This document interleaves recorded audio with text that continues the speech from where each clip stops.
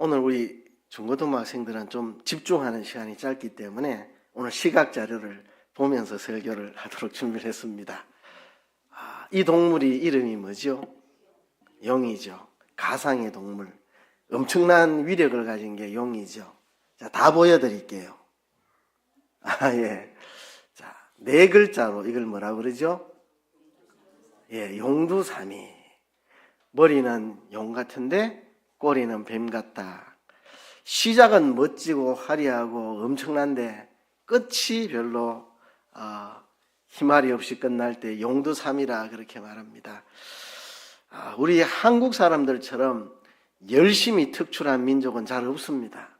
근데 우리 스스로 근데 좀 용두삼이 같다. 시작할 때는 확 힘을 쏟는데 이 뒷심이 좀 부족하다. 우리가 반성하기도 합니다. 근데 안타깝게도 성경에 나오는 많은 인물들이 용두삼입니다.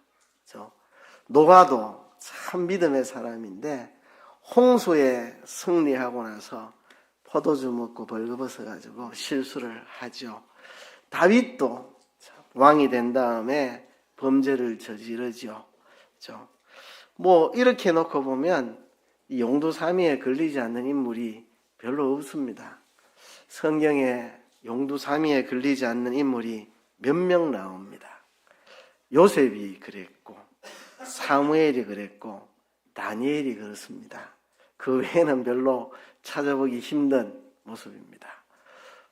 지난 수요일에도 제가 엘리야의 그 탈진에 대해서 설교를 했죠. 엘리야도 그렇게 탈진하고 그랬는데 그만큼 우리가 조심해야 됩니다.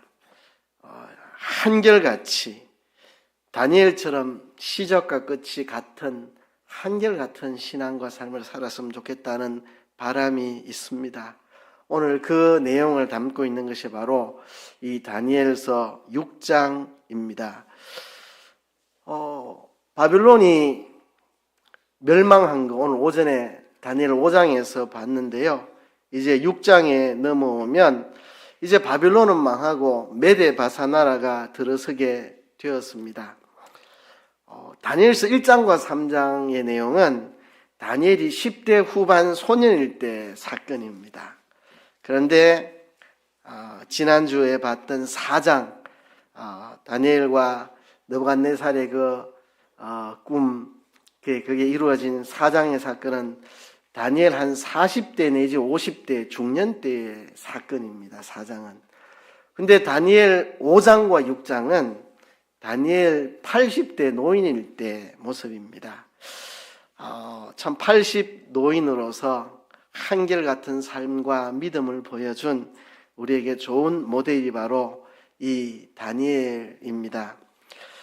옛날에 이 성경을 잘 모를 때는요, 설교자들이 가끔 그 어린 다니엘이 사족을에 들어가지고 막 이런 설교도 들으들어 했습니다. 근데 어린 다니엘이 아니고 80대 노인 다니엘입니다. 사족을에 들어갈 때는. 이제 바빌론이 멸망하고 메데 바사 나라가 들어서고요. 다리오 왕 때의 사건입니다. 여러분 한번 생각해 보세요. 바빌론 제국은 망했습니다. 메데 바사 나라가 섰습니다. 이제 정부가 새로 구성이 되고 이제 정부의 핵심 권력층들이 다 새로 구성이 되었습니다. 아마도 다 그 메데 바사 나라의 권력자들이 다 그 요직을 차지했을 겁니다. 근데 단 한 사람, 바벨론의 고위층에 있던 한 사람이 그대로 메데 바사의 총리의 자리에 앉게 되는데 그가 바로 다니엘입니다. 우리로서는 참 놀라운 일입니다. 정권만 바뀌어도 관료들을 싹 갈아엎어버리는데 내 편의 사람으로 다 채우는데 이건 정권이 아니라 나라가 망하고 새 나라가 섰는데 그전 나라의 고위직이었던 다니엘이 새로운 나라의 총리에 들어섰다는 것은 대단히 놀라운 것입니다. 이러다 보니까 시기와 질투가 있죠. 지금 우리나라 정치판을 보면 이건 나라를 위한 것은 보이지 않고 이쪽 정당 저쪽 정당 서로 끌어내리고 서로를 뭉개고 밟고 일어서려고 싸움박질하는 것 같게는 보이지 않습니다. 실감나죠? 다니엘이 이 권력층에 속한 사람으로서 얼마나 많은 다니엘을 끌어내리려는 암투가 있었을까 우리가 추측할 수 있습니다. 오늘 본문에 보면 다니엘을 이렇게 소개합니다. 3절에 보면 다니엘은 마음이 민첩하여 총리들과 고관들 위에 뛰어남으로. 자, 다니엘이 어떻게 나라가 바뀌었는데도 여전히 고위직에 있을 수 있는가? 그것은 다니엘이 민첩하여 총리들과 고관들 위에 뛰어났기 때문입니다. 그러니까 민첩했다는 말이 뭐겠습니까? 다들 뭐 설렁설렁 돈이나 받아먹고 권력이나 유지하고 대충 일하고 다 그렇잖아요. 그런데 다니엘은 민첩하게 이 나라에 뭐가 필요하고 어떻게 해야 이 나라가 잘 되고 어떻게 해야 왕의 뜻대로 이 나라를 바로 세워나갈 수 있을까? 거기에 아주 민첩했다는 말. 바꾸면 정말 충성스러웠던 사람이라는 겁니다. 다니엘은 진짜 나라를 위해 헌신적이고 아주 민첩하게 정말 나라를 바로 세우는데 자기의 삶을 바쳐서 일했던 사람. 그래서 총리들과 고관들을 위해 뛰어난 사람이다. 정말 나라를 위해서 자기의 삶을 바치는 정말 충성스러운 일꾼이었다. 그러니 다리오 왕이 이전 나라의 관리지만 이렇게 충성스럽고 깨끗한 사람을 찾을 수 없으니 이를 총리에 세웠는데 총리가 3명이었는데 3명 총리 중에 최고의 총리로 말하자면 왕 다음에 2인자 자리에 올려 세우려고 하니까 시기 질투가 많아서 이제 비밀작전회의가 열립니다. 비밀작전회의. 작전명령 1호. 다니엘의 공직생활을 내사하라. 이제 국가정보기관 다 동원해가지고 우리로 말하면 국정원, 공수처, 검찰, 경찰 다 동원해가지고 다니엘의 공직생활을 내사를 합니다. 다니엘 주변에 있는 CCTV 다 돌려보고 다니엘 집에 청소하는 청소부들 불러서 다니엘의 쓰레기통에 혹시 비리 문건이 하나나 포착되는 거 있는지 다 뒤져보고 이 해커들 동원해가지고 다니엘의 이메일, 스마트폰의 이 카카오 내역 전부 다 조사해가지고 이 다니엘의 공직 생활에 허점을 찾아서 고소하려고 덤벼들었습니다. 그런데 충격적인 일이 벌어졌습니다. 다니엘은 10대 소년에 잡혀와서 고위공직에 지금 80이 넘도록 70년간 고위공직에 있었는데 뒷조사를 사삭 끈끈 뒤졌는데 한 건도 부패한 거나 허물이나 부정이나 태만한 거나 부정직한 거나 뇌물 먹은 거나 한 건이 나오지 않는 희한한 사람이었습니다. 우리나라 고위공직자들 진짜 작심하고 털면은 안 걸려들 사람이 얼마나 되겠나 싶은데요. 다니엘은 70년 고위공직에 하나도 허점이 없었던 사람, 한결같은 삶을 살았던 그런 사람이었습니다. 이제 작전명령 2호가 떨어집니다. 다니엘의 공직생활을 털어가지고는 다니엘을 무너뜨릴 방법이 없다. 다니엘을 고소할 방법을 찾아내라. 그것은 하나님의 율법에 대해 시비를 거는 것밖에는 없다. 하나님의 율법에 대해서 다니엘을 고소할 방법을 찾아내라. 작전명령 2호가 떨어졌습니다. 마침내 찾아냅니다. 하나님의 율법으로 걸면 할 수 있겠다. 요즘 말로 바꾸면 신앙 문제로 긁어 넘어져라. 그 외에는 다른 방법이 없다. 이렇게 된 거죠. 여기에는 이중의 음모가 숨어 있었습니다. 왕이 신적인 존재라는 금령에 의인을 짓게 유도하는 겁니다. 다리오 왕은 이제 새롭게 들어선 메데바사의 왕으로서 얼마나 마음이 뻥뻥하게 이렇게 자신감이 넘쳤는데 그거를 이용해가지고 이 다리오 왕의 허영심을 자극합니다. 임금님, 지금부터 30일 동안 왕 외에 어떤 신에게도 어떤 사람에게도 기도하지 못하게 검령을 정합시다. 다리오 왕이 기분이 좋았습니다. 우쭐했습니다. 나 외에 다른 신에게 30일 동안 기도하지 말라는 말은 내가 신적인 존재라는 뜻이잖아요. 그래서 지금부터 30일간 왕 외에 어떤 존재에게라도 기도하면 그를 사자굴에 집어 던지기로 우리 검령을 정합시다. 왕을 신격화하는 거죠. 신격화하는 거. 요즘도 뭐 북한에 신격화, 요즘도 뭐 신격화하는 나라들이 있습니다. 하물며 이 당시에 얼마나 신격화를 했겠습니까? 왕이 허영심에 빠져가지고 도장을 찍어버립니다. 아, 좋은 생각이다.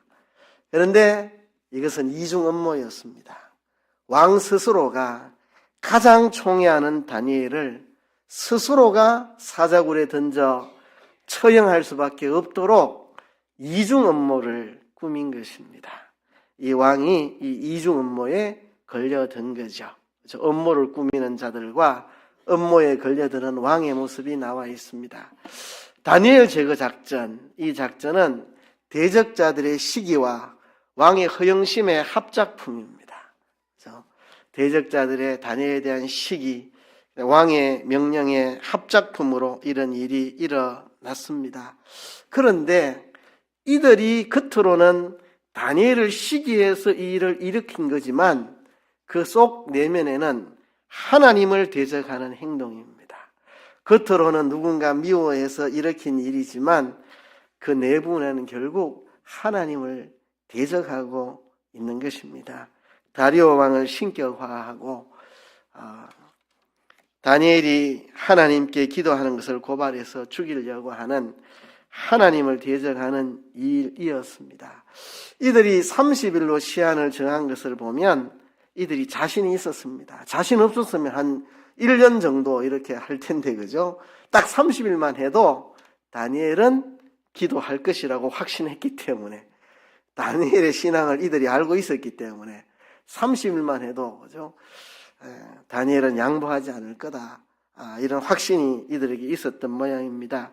자, 이 사실에서 우리가 깨달을 수 있는 게 있습니다. 오늘날도요, 우리가 누군가를 시기해서 무언가 음모를 꾸밀 수 있습니다. 괜히 누구 잘 되는 거 배 아프고 누가 인정받고 존경받는 거 싫어서 그 사람 깎아내리려고, 그런데 겉으로는 누가 잘 되는 거를 시기해서 하는 것 같지만 그것이 결국은 하나님을 대적하는 일이 될 경우가 많다는 사실입니다. 여러분 살면서 한번 떠올려 보세요. 자기가 살아온 과거에 이런 경험이 없는지, 괜히 누구에 대한 시기심 때문에 그를 끌어내리려고 내가 어떤 음모를 꾸몄는데 결국은 그것이 하나님을 대적한 그런 일은 없는가? 사실 우리 주변에도 똑같은 일들이 널려 있습니다. 겉으로는 사람을 시기해서 일으키는 일이지만 결국 그것은 하나님을 대적하는 일이 되어버리는 그런 일들이 우리 주변에는 많이 있습니다. 바로 이 사건이 그 대표적인 사건입니다. 이 사건을 통해서 우리는 다니엘의 한결같은 삶을 봅니다. 어찌하여 70년을 대제국의 고위 공직에 있으면서 정말 끌어내리려고 전체가 단합해가지고 전 국가의 정보기관을 다 동원해갖고 내사를 해도 허물 하나 찾아낼 수 없는 다니엘, 민첩하고 충성스럽고 이런 다니엘, 한결같은 삶. 참 우리는 그렇지 않은 정치인들만 보다 보니 이런 사람이 있을 수 있을까 싶을 만큼 우리에게는 생소하고 놀라운 인물 다니엘, 한결같은 삶. 우리 청소년들에게 제가 기대하는 게 이것입니다. 이제 10대 소년들인데요, 한결같은 삶을 살았으면 좋겠습니다. 여러분들이 80 노인이 되었을 때에 정말 한결같은 인생을 살아왔다, 자타가 공인할 수 있는 그런 삶이 되었으면 좋겠습니다. 뿐만 아니라 10절부터 15절까지 보면 다니엘의 한결같은 믿음을 볼 수 있습니다. 다니엘은 알았습니다. 조서의 왕의 도장이 찍힌 것을 알고도라고 말합니다. 조서의 왕의 도장이 찍힌 것을 알고도 전에 하던 대로 하루 3번씩 기도하였다고 말합니다. 왕의 조서에 도장이 찍혔다는 게 무슨 뜻인지 다니엘은 알고 있었습니다. 지금부터 30일 동안 왕 외에 어떤 신에게도 기도하지 말아라. 그리고 이것을 어기면 사자굴에 던진다. 이걸 왕 위에 도장이 찍혀서 변개할 수 없다. 잘 알면서도 전에 해오던 대로 하루 3번씩 위층에 올라가서 예루살렘을 향한 창을 열고 기도하였는데요. 거기 보면 다니엘이 하나님께 감사 기도를 했다고 합니다. 저는 이 대목이 참 놀랍습니다. 감사 기도를 했다. 저 같으면 하나님 제발 살려주세요. 제가 이것 때문에 사자굴에 들어갈지 모르는데 하나님 제발 살려주세요. 막 이랬을 것 같은데 다니엘은 하나님께 감사 기도를 하였다. 감사하였다. 천국 가면 다니엘에게 물어보고 싶습니다. 무엇을 감사했습니까? 이 상황에서 감사 기도를 했다니 무엇을 감사했습니까? 라고 정말 물어보고 싶어요. 한결같은 삶을 살았고 한결같은 믿음을 가진 다니엘은 이 상황 속에서도 그저 하나님 앞에 감사 기도를 드렸습니다. 뭘 감사했을까? 70년 동안 하나님이 나와 함께 하셔서 계속해서 이 자리를 지키게 해주신 하나님께 감사한 건지, 아니면 정확히 알 수는 없지만 불과 몇 달 전에 유대인들이 고레스의 칙령에 의해서 예루살렘으로 약 5만 명이 성전 지으러 돌아갔는데 그걸 인해서 감사한 건지, 아무튼 다니엘은 하나님 앞에 감사 기도를 드렸습니다.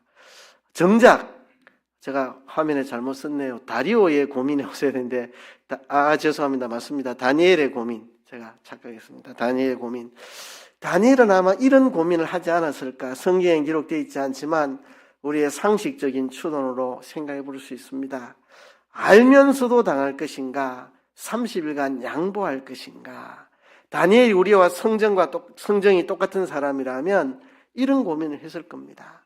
이거 나 죽이려고 업무 꾸민 건데 뻔히 알면서도 내가 믿음을 지킨다는 것 때문에 당할 것인가, 사자굴에 들어가 죽을 것인가, 아니면 딱 30일만 눈 감고 기도하지 말고 좀 하나님 죄송합니다 30일만요 이라고 양보할 것인가. 다니엘에게 그런 고민이 있지 않았을까. 그런 고민 중에 다니엘은 마음의 결심을 합니다. 30일도 나는 양보할 수가 없다. 지금까지 살아온 대로 나는 변함없이 믿음을 지킨다. 이게 다니엘의 한결같은 믿음입니다. 10대 소년의 왕의 진미를 거절할 때나 느부갓네살 왕 앞에 왕의 교만을 책망하면서 이야기할 때나 지금이나 다니엘의 믿음은 한결같았습니다. 알면서도 내가 당해야 되나, 딱 30일만 그냥 기도하지 말고 중단하고 이 암투만 모면하면 안 되나, 이런 생각이 들었을 텐데 다니엘은 믿음을 지키기로 했습니다. 이런 영적인 능력이 어디서 나오는가? 이것은요, 한결같은 삶의 습관에서 나옵니다. 이거는요, 한결같은 70년 동안 유지해온 그 삶의 습관에서 나오는 겁니다. 여러분, 영적인 능력이라는 게 기도원에 가서 기도 한 방 세게 하면은 영적인 능력이 나한테 훅 임하고 이런 게 아닙니다.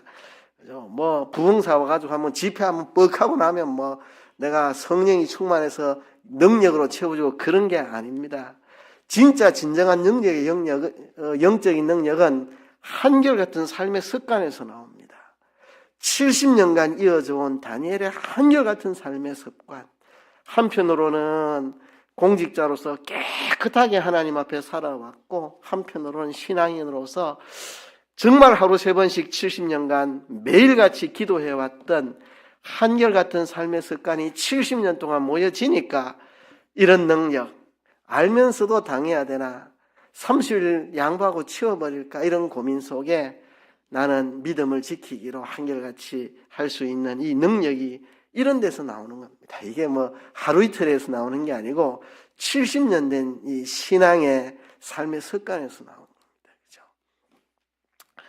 그런데 놀라운 것은 다니엘은 평안한데 염려하는 것은 다리오입니다. 다니엘은 평안합니다. 사자굴에서 하나님 주신 평안함을 누리고 있고 하나님이 보호해 주셔서 사자가 다니엘을 해치지 않습니다.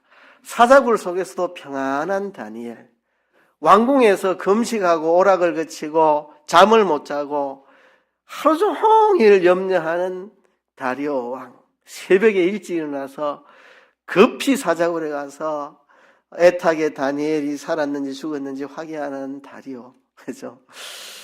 평안한 다니엘과 염려하는 다리오.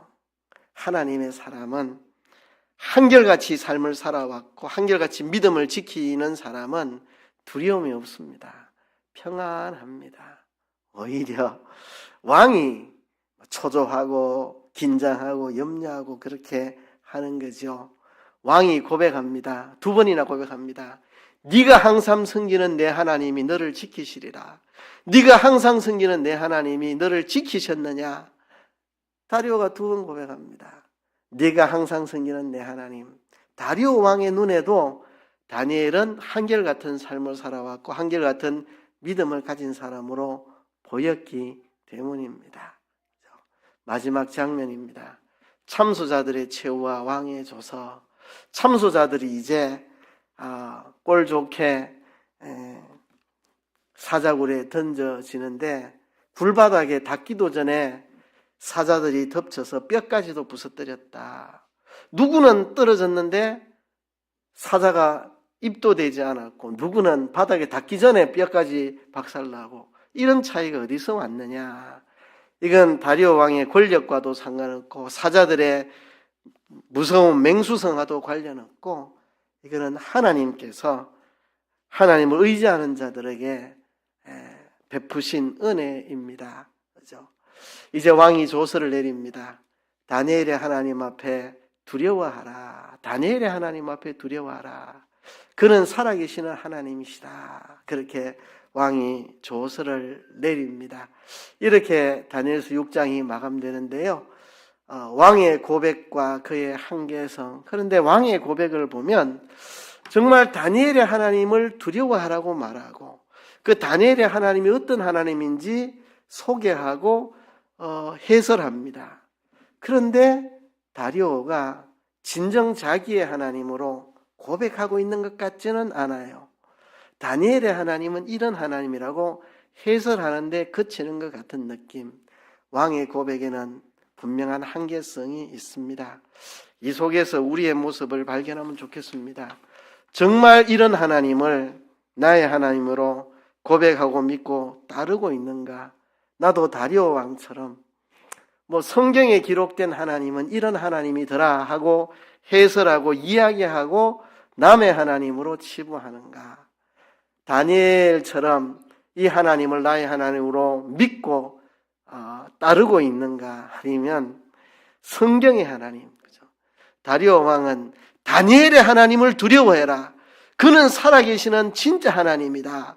라고 해설할 뿐 진정으로 자기의 하나님으로 모셔드린 것 같지는 않은데 우리도 오늘날 성경의 하나님은 이런 하나님이다.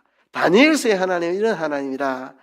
지식적으로 알고 해설하는 거기서 끝나고 진짜 나의 하나님으로 진정으로 모시지 못하는 그런 내 자신은 아닌가 하는 것을 여기서 돌아보면서 정말 우리가 다니엘과 같은 한결같은 삶과 한결같은 믿음을 가지고 살았으면 좋겠습니다. 10대 소년부터 80대 노인이 되기까지 한결같은 삶을 살아왔던 이 다니엘, 그리고 한결같은 믿음을 지켜왔던 이 다니엘, 우리들도 이런 삶과 믿음을 가졌으면 좋겠다는 겁니다. 80 노인이 되어서 이렇게 믿음을 지킬 수 있었던 것은 이게 하루아침에 되는 게 아닙니다. 어느 날 은혜 한 번 받으면 되는 게 아니고 70년 세월 동안 고위공직에 있으면서 허물 하나 티 하나 없이 깨끗하게 살아온 그 70년간의 삶의 누적이고 70년 동안 하루 3번씩 문을 열고 기도했던 이 신앙에 쌓여온 경력이 이런 다니엘의 믿음을 만들어낸 겁니다. 여러분, 한 술에 배부를 수 있습니까? 그럴 수 없습니다. 우리 학생들에게 오늘 이야기를 하고 싶네요. 3살 버릇 8가지 간다는 우리 한국 속담이 있습니다. 3살 버릇 8가지. 다니엘을 보면서 결심했으면 좋겠네요. 우리 학생들이 좋은 습관을 만들어가면 좋겠습니다. 어려서부터 좋은 습관. 하나는 삶의 습관. 내가 정직하고 진실하고 의롭고 선하고 깨끗한 삶을 살아가겠다. 누가 내 삶을 뒤져봐도 허물을 잡을 것 없는 깨끗한 삶을 어려서부터 내가 살아보겠다. 이런 삶의 습관, 그리고 좋은 신앙의 습관. 다니엘은 예루살렘을 향한 창문을 열고 하루 3번씩 기도하는 이 삶의 습관이 70년 세월 동안 변하지 않았습니다. 고위공직을 지내면서 그의 이 신앙의 습관이 흔들리지 않았습니다. 우리 학생들도 또 우리 모든 교인들도 이런 좋은 삶의 습관들을 만들어가면 좋겠습니다. 다니엘의 이 마지막에 멋진 삶과 믿음의 모습은 이게 하루아침에 된 게 아닙니다. 10대 소년에 잡혀와가지고 80대 노인이 되기까지 그의 한결같은 삶과 믿음은 그의 좋은 습관이 쌓이고 70년 쌓여서 이렇게 됩니다. 여러분, 우리의 행동이 쌓이면 습관이 되고 이 습관이 쌓이면 우리의 삶이 됩니다. 여러분, 좋은 습관을 만들어 갑시다. 우리가 정말 깨끗하고 한결같은 내 삶의 습관. 국정원에 와가지고 국정원이 이상호 목사 뒷조사 한번 해봐라. 저거 고발해가지고 저 넘어뜨리자 해도 직원들이 국정원장한테 찾았는데 하나도 걸리는 게 없는데요. 이런 삶이 되도록 저도 살아야 되겠고, 우리 학생들도 우리 어른 여러분들도 그런 삶이 되어야 안 되겠습니까? 그리고 한결같은 신앙의 습관. 이게 어느 날 은혜 한번 만나고 되는 게 아닙니다. 성경 읽고 기도하고 말씀대로 순종하고 살아가는 게 계속 이게 쌓이고 쌓이면 그게 영적인 능력이 됩니다. 우리 이 시간 하나님 앞에 기도합시다. 다니엘의 한결같은 삶과 믿음을 보면서 하나님, 우리도 좋은 삶과 신앙의 습관을 만들어갈 수 있도록 도와주시옵소서. 다 같이 한번 통성으로 기도하겠습니다.